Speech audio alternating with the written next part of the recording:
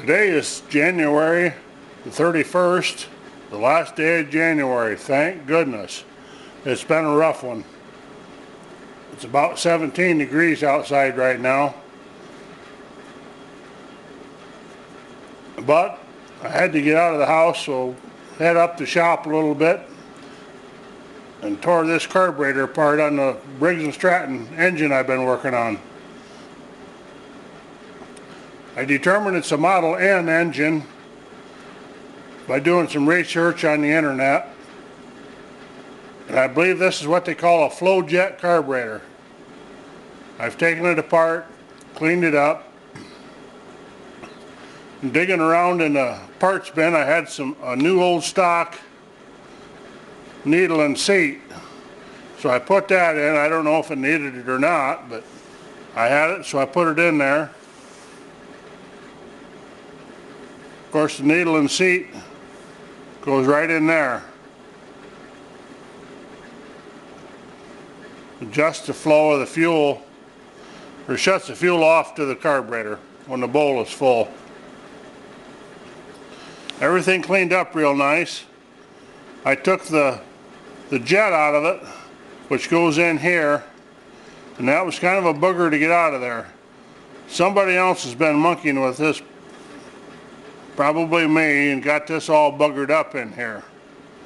These usually come out pretty hard anyway. So I got the jet out, got it cleaned up, all the holes or orifices are open. Cleaned out the bowl. Here's the choke.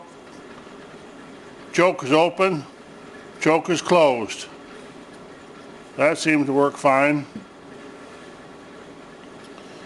Cleaned up this is the air filter elbow, and this is the manifold where it attaches to the engine. I took out the idle adjustment screw, cleaned it up, as well as the main fuel adjustment screw. Everything seems to be pretty good condition. There's very little play in the throttle shaft, so that's a good thing. If these throttle shafts have a lot of play in them, it'll draw air past the throttle shaft and not through the venturi. It'll make a poor running engine.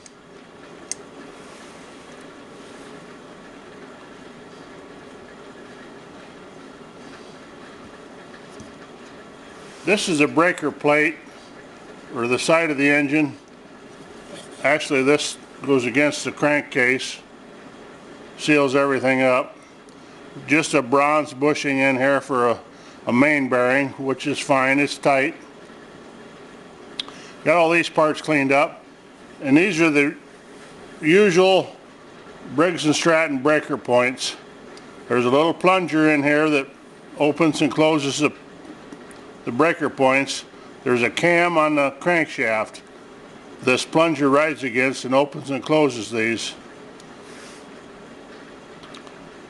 I cleaned everything up before I tore this engine down, and I was able to get spark out of it.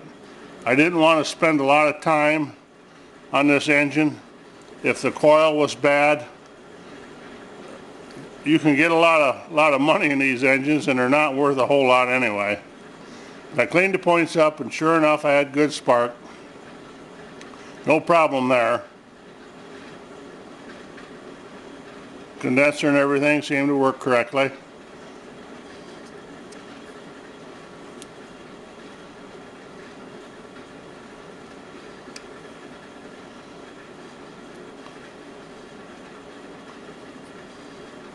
So that seems to be okay there. We're going to proceed with this cleanup and restoration as weather permits. Hopefully this winter the weather will break pretty soon. We can spend a little bit more time out here.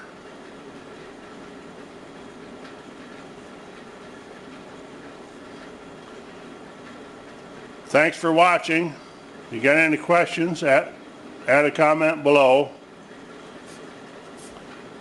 That's all for today.